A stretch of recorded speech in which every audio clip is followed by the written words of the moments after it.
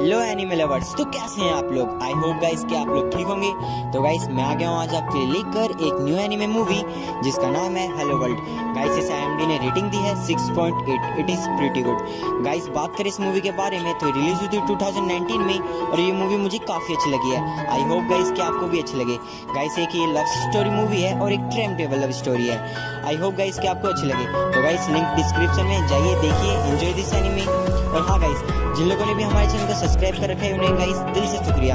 और गाइस जिन्होंने हमारे चैनल को सब्सक्राइब नहीं किया है प्लीज कर लीजिए। तो गाइस मिलते हैं किसी मजेदार वीडियो में। Thanks for watching.